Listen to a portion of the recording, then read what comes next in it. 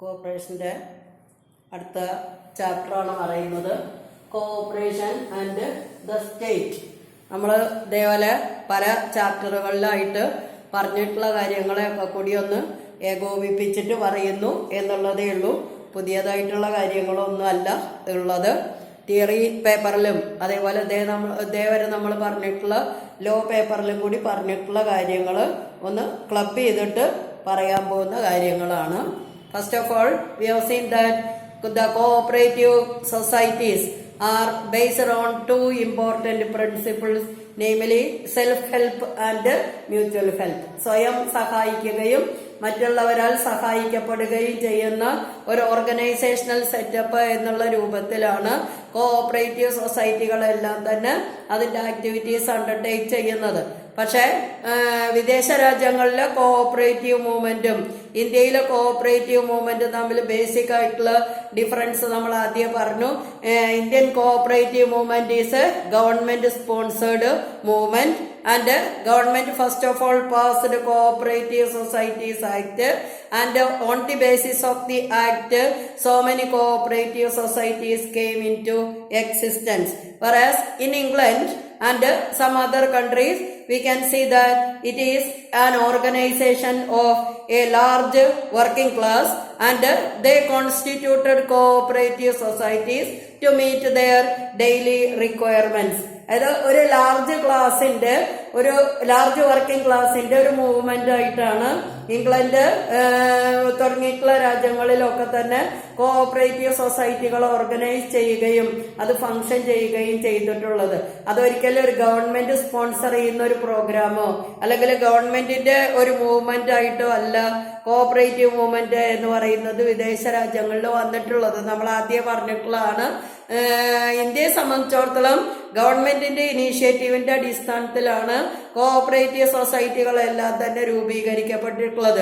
അപ്പൊ അതൊരു government sponsored programme ആയിട്ട് അല്ലെങ്കിൽ ഒരു ഗവൺമെന്റ് മൂവ്മെന്റ് ആയിട്ടാണ് ഇന്ത്യൻ കോഓപ്പറേറ്റീവ് മൂവ്മെന്റിനെ നമ്മൾ അറിയപ്പെടുന്നത്. കാരണം ആക്ട് എന്നുള്ളത് മാത്രമല്ല, കോഓപ്പറേറ്റീവ് സൊസൈറ്റീസ് ആക്ട് പാസ്സാക്കി എന്നുള്ളത് മാത്രമല്ല, വിദേശ രാജ്യങ്ങളിലൊക്കെ കോഓപ്പറേറ്റീവ് സൊസൈറ്റികളെ self reliant and self supporting organisations എന്നുള്ള പേരിലാണ് അറിയപ്പെടുന്നത്. എന്ന് പറഞ്ഞാൽ സ്വന്തം കാലിൽ നിൽക്കാനായിട്ട് ശേഷിയുള്ള ഓർഗനൈസേഷൻസ് ആയിട്ടാണ് കോഓപ്പറേറ്റീവ് സൊസൈറ്റികളെല്ലാം തന്നെ വിദേശ രാജ്യങ്ങളിൽ രൂപീകരിക്കപ്പെട്ടിട്ടുള്ളത്. പക്ഷെ ഇന്ത്യയിലെ കോഓപ്പറേറ്റീവ് മൂവ്മെന്റ് എന്ന് പറയുന്നത് അങ്ങനെയല്ല. Government takes into consideration the welfare of the people, and that is why in so many ways cooperative movements are supported by the central government as well as the state government. Anyhow, Pandit Jawaharlal Nehru, our former prime minister, regarded that the cooperative movement in India is more administered but less financed. അതായത് cooperative സൊസൈറ്റികളെ രൂപീകരിക്കാനുള്ള എല്ലാ ഇനീഷ്യേറ്റീവും ഗവൺമെന്റിന്റെ ഭാഗത്തു നിന്നാണ് ഉണ്ടായിട്ടുള്ളത്. Government sponsor ചെയ്യുന്ന ഒരു പ്രോഗ്രാമായിട്ട് തന്നെയാണ് കോഓപ്പറേറ്റീവ് സൊസൈറ്റികളെ നമ്മൾ കൺസിഡർ ചെയ്യപ്പെടുന്നത്. ഹൊറൈസ് പ്ലങ്കറ്റ് എന്ന് പറയുന്ന വളരെ വിദഗ്ധനായിട്ടുള്ള കോഓപ്പറേറ്റർ ഇന്ത്യൻ കോഓപ്പറേറ്റീവ് മൂവ്മെന്റിനെ വിശേഷിപ്പിച്ചിട്ടുള്ളത് തന്നെ അങ്ങനെയുണ്ട്. Cooperation in India is the result of the government policy. Government എടുത്തിട്ടുള്ള തീരുമാനങ്ങളുടെ അടിസ്ഥാനത്തിലാണ് കോഓപ്പറേറ്റീവ് സൊസൈറ്റി എന്ന് പറയുന്നത് ഇന്ത്യയിൽ ഉടലെടുത്തിട്ടുള്ളത് എന്ന് ഹൊറൈസ് പ്ലങ്കറ്റിനെ പോലെയുള്ള എമിനന്റ് ആയിട്ടുള്ള കോഓപ്പറേറ്റേഴ്സ് പറയുമ്പോഴും നമ്മുടെ ഫോർമർ പ്രൈം മിനിസ്റ്റർ ആയിട്ടുള്ള പണ്ഡിറ്റ് ജവഹർലാൽ നെഹ്റു പറയുന്നത് cooperative movement in India is over administered but less financed. Cooperative സൊസൈറ്റികളുടെ മേല് സെൻട്രൽ ഗവൺമെന്റും സ്റ്റേറ്റ് ഗവൺമെന്റ് കാണിക്കുന്ന ആധിപത്യം എന്ന് പറയുന്നത് വളരെ കൂടുതലും, അതേ സമയത്ത് ഈ സ്ഥാപനങ്ങൾക്ക് കൊടുക്കുന്ന സാമ്പത്തികമായിട്ടുള്ള ഹെൽപ്പ് എന്ന് പറയുന്നത് വളരെ കുറച്ചുമാണ് എന്നാണ് അദ്ദേഹം റിമാർക്ക് ചെയ്യപ്പെട്ടിട്ടുള്ളത്. അതേ ഇത് തന്നെയാണ് RCS committee, rural credit survey കമ്മിറ്റിയുടെ റെക്കമെൻഡേഷനിൽ പറഞ്ഞിട്ടുള്ളത്. The cooperative society should be provided with more financial assistance and the interference of the government should be reduced to a very great extent. അത് ഓട്ടോണമസ് ബോഡി കോർപ്പറേറ്റ് ആണ് അല്ലെങ്കിൽ voluntary organisation ആണ് എന്നൊക്കെ നമ്മൾ പറയുമ്പോഴും cooperative സൊസൈറ്റികൾക്ക് സ്വതന്ത്രമായിട്ട് എല്ലാ കാര്യങ്ങളും തീരുമാനിക്കാനും പ്രവർത്തിക്കാനുള്ള അധികാരമില്ല. നമ്മൾ കഴിഞ്ഞ ദിവസം ഓഡിറ്റ്, എൻക്വയറി, ഇൻസ്പെക്ഷൻ, സർചാർജ് എന്നൊക്കെ പറഞ്ഞിട്ട് കോഓപ്പറേറ്റീവ് ഡിപ്പാർട്ട്മെന്റ് കോഓപ്പറേറ്റീവ് സൊസൈറ്റികളിൽ കാണിക്കുന്ന ഒരുപാട് പ്രൊവിഷൻസിനെ സംബന്ധിക്കുന്ന കാര്യങ്ങൾ നമ്മൾ പറഞ്ഞിട്ടുണ്ട്. അപ്പൊ കോഓപ്പറേറ്റീവ് സൊസൈറ്റി എന്ന് പറയുന്നത് ഒരു ഫ്രീ എന്റർപ്രൈസ് അല്ല, മറിച്ച് കോഓപ്പറേറ്റീവ് ഡിപ്പാർട്ട്മെന്റ് അല്ലെങ്കിൽ ഇൻഡയറക്റ്റ് ആയിട്ട് state government, central government control ചെയ്യുന്ന ഒരു ഓർഗനൈസേഷണൽ സെറ്റപ്പ് തന്നെയായിട്ടാണ് കണക്കാക്കുന്നത്. പക്ഷെ ഈ പറയുന്ന കൺട്രോളിന് അനുസൃതമായിട്ടുള്ള സാമ്പത്തിക സഹായം എന്ന് പറയുന്നത് സെൻട്രൽ ഗവൺമെന്റിന്റെ ഭാഗത്തു നിന്നോ അല്ലെങ്കിൽ സ്റ്റേറ്റ് ഗവൺമെന്റിന്റെ ഭാഗത്തു നിന്നോ കോഓപ്പറേറ്റീവ് സൊസൈറ്റികൾക്ക് ഉണ്ടാകുന്നില്ല. പക്ഷെ രജിസ്റ്റർ ചെയ്തിട്ടുള്ള എല്ലാ കോഓപ്പറേറ്റീവ് സൊസൈറ്റികളെയും പ്രൊട്ടക്ട് ചെയ്യാനുള്ള ധാർമ്മികമായിട്ടുള്ള ഉത്തരവാദിത്വം എന്ന് പറയുന്നത് സ്റ്റേറ്റ് ഗവൺമെന്റും അതേപോലെ തന്നെ സെൻട്രൽ ഗവൺമെന്റും അണ്ടർടേക്ക് ചെയ്യുന്നുണ്ട്. ഇനി നമ്മൾ പറയാൻ പോകുന്നത് state aid versus state interference. നമ്മൾ കോഓപ്പറേറ്റീവ് സൊസൈറ്റികളിൽ യൂസ് ചെയ്യുന്ന രണ്ട് ഡിഫറെന്റ് ആയിട്ടുള്ള ടേംസ് ആണ്. വൺ ഈസ് സ്റ്റേറ്റ് എയ്ഡ്, അതാണ് ഇപ്പൊ നമ്മൾ പറഞ്ഞുകൊണ്ടിരിക്കുന്ന ചാപ്റ്റർ എന്ന് പറയുന്നത് സ്റ്റേറ്റ് എയ്ഡ് ആണ്. And the other term is state interference. നമ്മള് പല provisions cooperative societies act and rule of 1969 നമ്മൾ പഠിച്ചു. അപ്പൊ നമ്മൾ പറഞ്ഞത് being the head of the cooperative department it is the responsibility of the registrar to register a cooperative society, and later the amendment of the bylaw conducting election in the affairs of the cooperative society, audit, inspection, surcharge and supervision on cooperative societies, liquidation of cooperative societies, etc. are undertaken by the registrar of cooperative society. So directly or indirectly the cooperative department is interfering in the activities of a cooperative society. But in the daily matters of the cooperative society, government is undertaking no role or it is not having any key position in the daily activities of a cooperative society.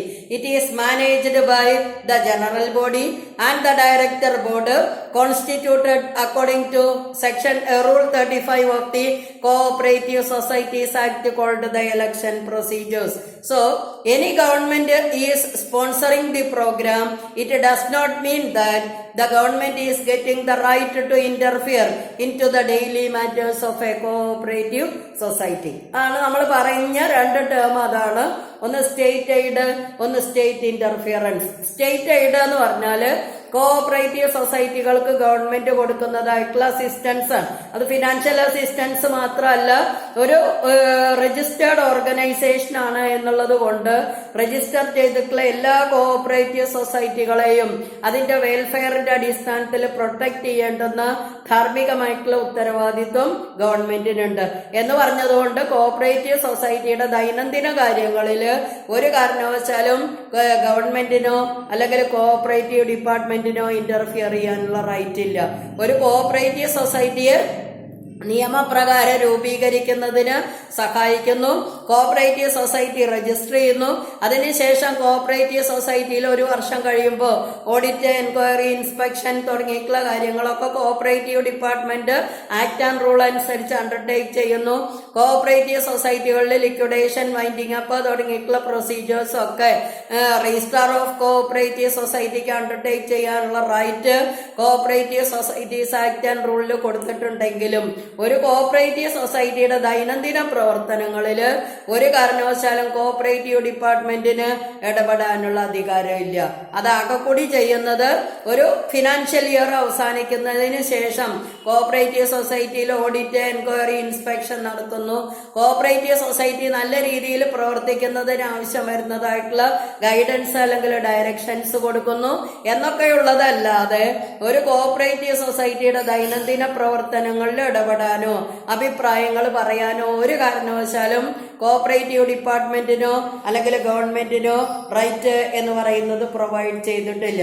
So the cooperative should not be controlled from the cooperative department and it is not officialized, but it represents the true spirit of self-reliance and self-growth as a democratic organization.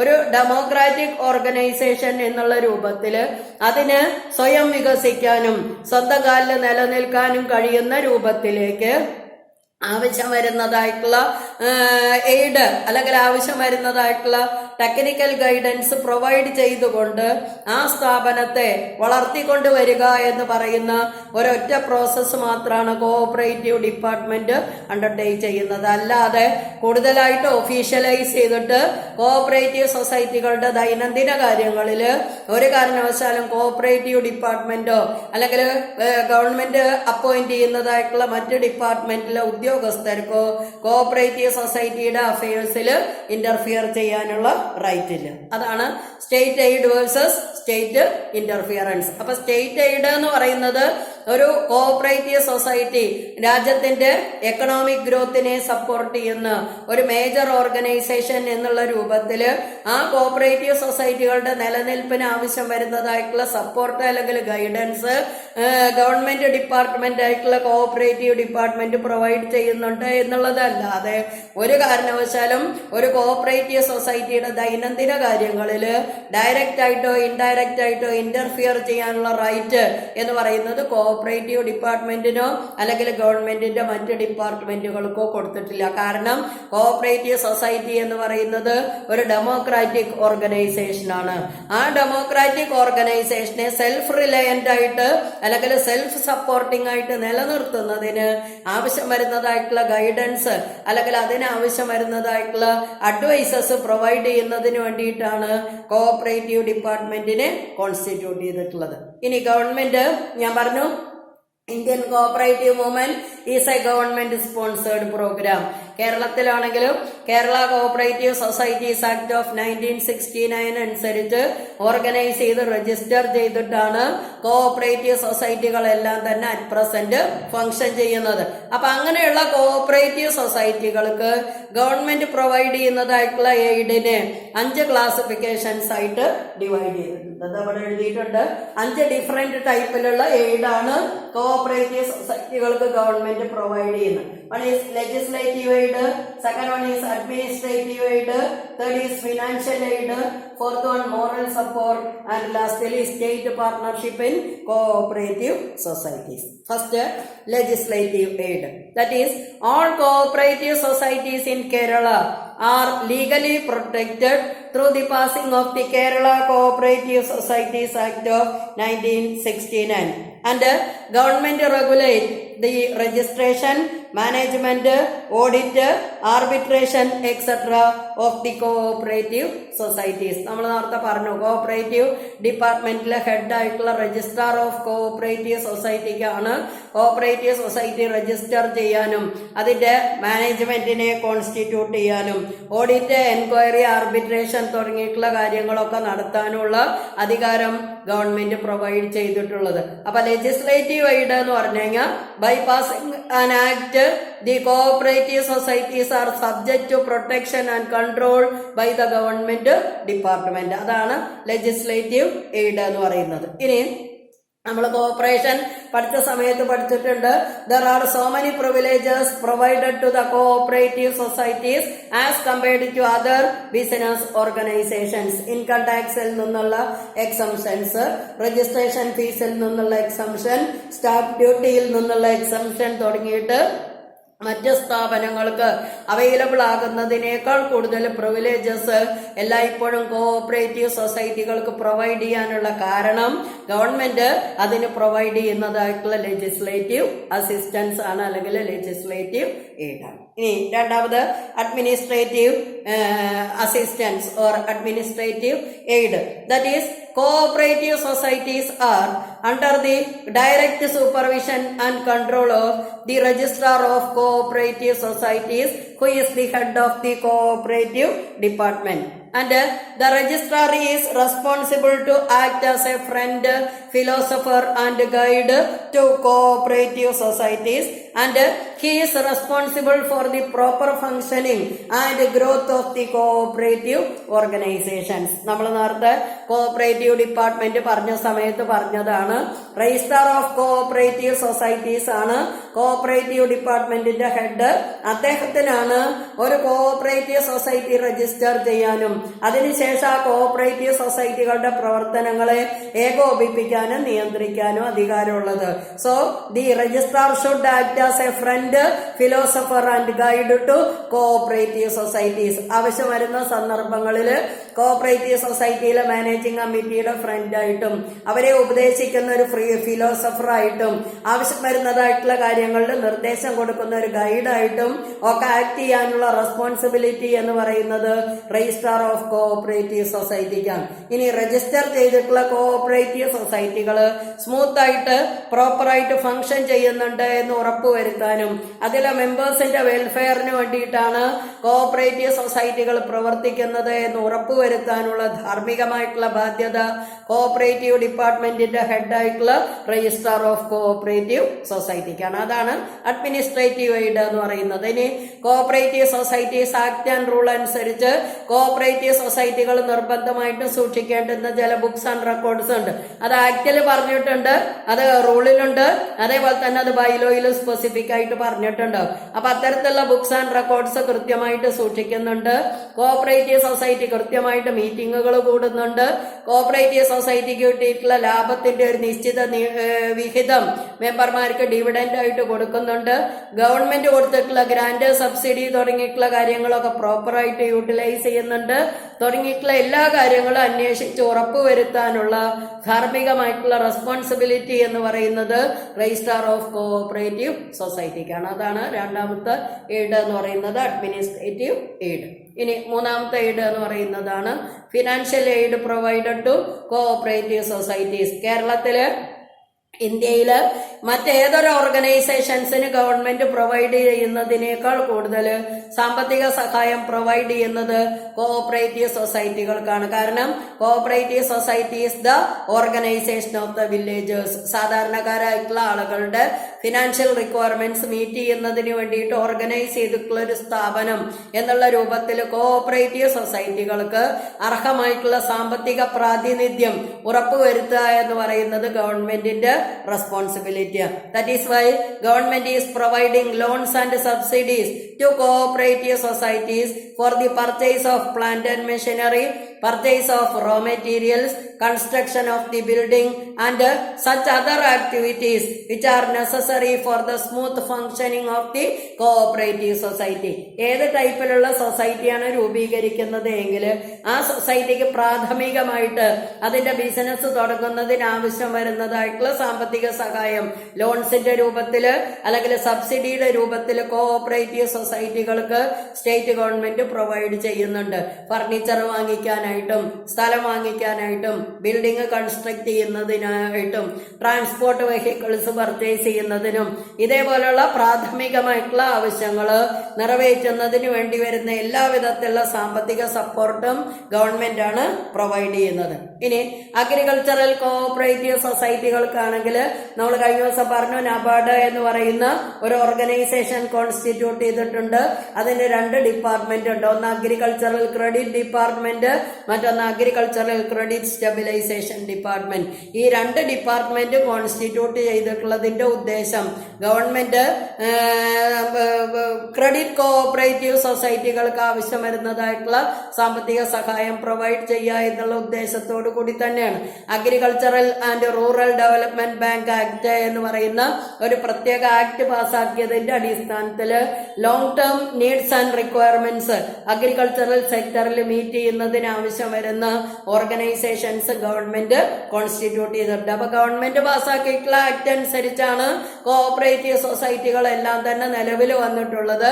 ആ cooperative സൊസൈറ്റികൾക്ക് ആവശ്യം വരുന്നതായിട്ടുള്ള loans and advances അതേപോലെ തന്നെ managerial subsidy, പിന്നെ debenture issue ചെയ്യുന്നുണ്ടെങ്കിൽ അതിനുള്ള government guarantee, agricultural and rural development ബാങ്കുകൾ പോലെയുള്ള long term running ഇൻസ്റ്റിറ്റ്യൂഷൻസിന് ലോങ് ടേം ലോൺസ് പ്രൊവൈഡ് ചെയ്യണമെങ്കിൽ ഷെയർ ക്യാപിറ്റൽ മാത്രം മതിയാവില്ല.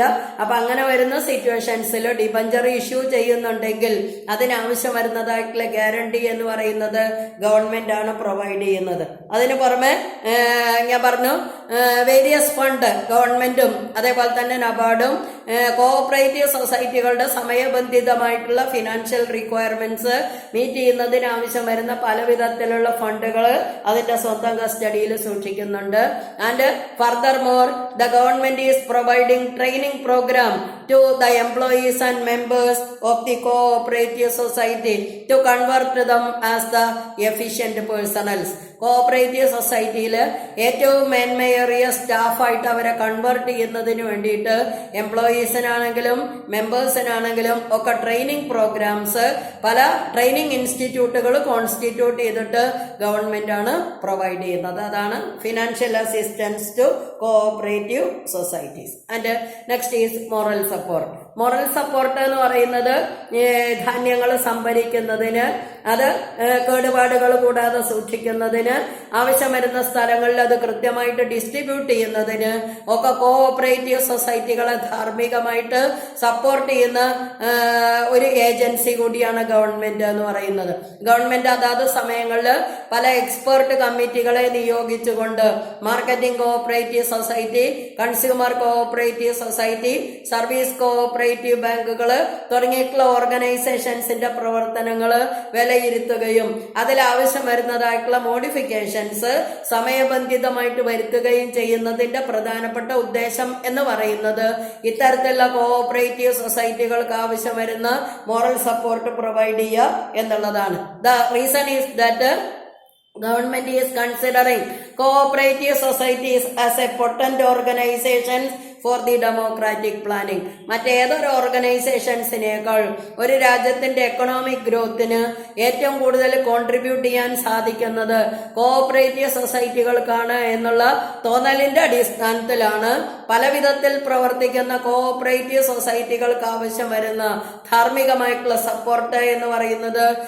ഗവൺമെന്റ് ഡിപ്പാർട്ട്മെന്റ് ആയിട്ടുള്ള കോഓപ്പറേറ്റീവ് ഡിപ്പാർട്ട്മെന്റ് പ്രൊവൈഡ് ചെയ്യുന്നത്. അപ്പൊ marketing and processing cooperative society, consumer cooperative society, credit cooperative societies തുടങ്ങിയിട്ടുള്ള സ്ഥാപനങ്ങൾക്ക് ആളുകളിലേക്ക് ആവശ്യം വരുന്ന സാമ്പത്തിക സഹായം എത്തിക്കുന്നതിന് പുറമെ അവർ ഉൽപ്പാദിപ്പിക്കുന്നതായിട്ടുള്ള ഉൽപ്പന്നങ്ങൾ സമാഹരിക്കുന്നതിനും അത് കേടുപാടുകൾ കൂടാതെ സൂക്ഷിക്കുന്നതിനും മാർക്കറ്റിൽ ഡിസ്ട്രിബ്യൂട്ട് ചെയ്യുന്നതിനും ഒക്കെ ആവശ്യം വരുന്ന ധാർമ്മികമായിട്ടുള്ള സപ്പോർട്ട് പ്രൊവൈഡ് ചെയ്യുന്നത് കൊണ്ടും കൂടിയാണ് മറ്റ് സംസ്ഥാനങ്ങളിലൊക്കെ ഉള്ളതിനേക്കാൾ കൂടുതൽ ഇത്തരത്തിലുള്ള കോഓപ്പറേറ്റീവ് സൊസൈറ്റികൾക്ക് നല്ല രീതിയിൽ പ്രവർത്തിക്കാനുള്ളൊരു സാഹചര്യം കേരളത്തിൽ ക്രിയേറ്റ് ചെയ്യാനായിട്ട് സാധിച്ചിട്ടുള്ളത്. അപ്പോൾ ഒരു സംസ്ഥാനത്തിന്റെ അല്ലെങ്കിൽ ഒരു രാജ്യത്തിന്റെ എക്കണോമിക് ഗ്രോത്തിന് ഏറ്റവും പറ്റിയിട്ടുള്ള ഓർഗനൈസേഷണൽ സെറ്റപ്പാണ് കോഓപ്പറേറ്റീവ് സൊസൈറ്റികൾക്കുള്ളത് എന്ന് പല എക്സ്പെർട്ട് കമ്മിറ്റികൾ കൊടുത്തിട്ടുള്ള റെക്കമെൻഡേഷൻസിന്റെ അടിസ്ഥാനത്തിലാണ് ഏതെല്ലാം വിധത്തിലുള്ള സാമ്പത്തിക പരാധീനതകൾ ഉണ്ടായാലും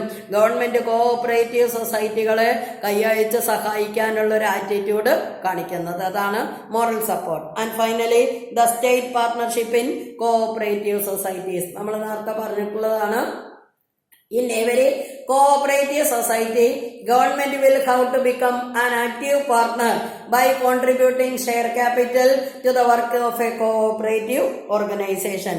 അതായത് എല്ലാ കോഓപ്പറേറ്റീവ് സൊസൈറ്റികളിലും ഗവൺമെന്റ് ഓട്ടോമാറ്റിക് ആയിട്ട് ഒരു മെമ്പർ ആവണം എന്നുള്ള ഒരു recommendation rural credit survey committee provide ചെയ്തതിനനുസരിച്ച് എല്ലാ കോഓപ്പറേറ്റീവ് സൊസൈറ്റികൾക്കും ലോൺസും സബ്സിഡിയും ഒക്കെ പ്രൊവൈഡ് ചെയ്യുക മാത്രമല്ല, അതിന് പുറമെ ഗവൺമെന്റ് ആ കോഓപ്പറേറ്റീവ് സൊസൈറ്റികളിൽ നിന്ന് ഷെയർ ക്യാപിറ്റൽ കോൺട്രിബ്യൂട്ട് ചെയ്തിട്ട് ഷെയർ പർച്ചേസ് ചെയ്യുന്നുണ്ട്. അപ്പൊ മറ്റുള്ള മെമ്പേഴ്സിനെ പോലെ തന്നെ ഈക്വൽ ആയിട്ടുള്ള റെസ്പോൺസിബിലിറ്റീസ് ആൻഡ് റൈറ്റ്സ് ഗവൺമെന്റ് ഏറ്റെടുക്കുമ്പോൾ സ്വാഭാവികമായിട്ടും മെമ്പർമാർക്ക് കോഓപ്പറേറ്റീവ് സൊസൈറ്റികളിൽ നിലനിൽക്കാനുള്ള ഒരു ഇൻസ്പിറേഷൻ എന്ന് പറയുന്നത് കൂടാനായിട്ടുള്ള സാധ്യത ഉണ്ട്. കാരണം ഗവൺമെന്റ് സ്പോൺസർ ചെയ്യുന്ന ഒരു മൂവ്മെന്റ് ആണ് എന്നുള്ള ഒരു തോന്നലുണ്ടാവുമ്പോൾ, ഗവൺമെന്റ് മെമ്പറാണ് എന്നുള്ളൊരു തോന്നലുണ്ടാവുമ്പോൾ സ്വാഭാവികമായിട്ടും അവർക്ക് ക്യാപിറ്റൽ ഇൻവെസ്റ്റ് ചെയ്യാനും ഇൻവെസ്റ്റ് ചെയ്തിട്ടുള്ള ക്യാപിറ്റൽ അവിടെ തന്നെ റീറ്റെയിൻ ചെയ്യാനുള്ള ഒരു താല്പര്യം എന്ന് പറയുന്നത് വർദ്ധിപ്പിക്കാനായിട്ട് സാധിക്കും. എന്ന് മാത്രമല്ല, ഒരു കോഓപ്പറേറ്റീവ് സൊസൈറ്റിക്ക് മറ്റ് ഏതെങ്കിലും ഫിനാൻഷ്യൽ ഇൻസ്റ്റിറ്റ്യൂഷൻസിൽ നിന്ന് ക്യാപിറ്റൽ അസിസ്റ്റൻസ് ആവശ്യം വരികയാണെങ്കിൽ ഗവൺമെന്റ് മെമ്പർ ആണെങ്കിൽ ലോണ് കിട്ടാനുള്ള പോസിബിലിറ്റി എന്ന് പറയുന്നത് കൂടുതലുണ്ടാവും. കാരണം ആ ഗവൺമെന്റ് മെമ്പർ ആയിട്ടുള്ള ഇൻസ്റ്റിറ്റ്യൂഷൻസിന്റെ ക്രെഡിബിലിറ്റി, അതല്ലെങ്കിൽ എന്തെങ്കിലും കാരണവശാൽ ഈ ഇൻസ്റ്റിറ്റ്യൂഷൻ അടച്ചുപൂട്ടിയാലും ഗവൺമെന്റ് ആ ക്യാപിറ്റൽ തിരിച്ചു കൊടുക്കും എന്നുള്ളൊരു തോന്നലുണ്ടാവുമ്പോൾ സ്വാഭാവികമായിട്ടും ഒരു കോഓപ്പറേറ്റീവ് സൊസൈറ്റിയുടെ ബാർഗൈനിങ് പവർ അല്ലെങ്കിൽ പർച്ചേസിംഗ് പവർ എന്ന് പറയുന്നത് ഇൻക്രീസ് ചെയ്യാനായിട്ട് സാധിക്കും. അപ്പൊ എല്ലാ കോഓപ്പറേറ്റീവ് സൊസൈറ്റികളിലും ഗവൺമെന്റ് മെമ്പർഷിപ്പ് എടുക്കുക എന്നുള്ളതാണ് state partnership in cooperative societies. അതാണ് 5 ഡിഫറെന്റ് ടൈപ്പിലുള്ള അസിസ്റ്റൻസ് ഗവൺമെന്റ് പ്രൊവൈഡ് ചെയ്യുന്നത്. ബാക്കി നാളെ. Thank you.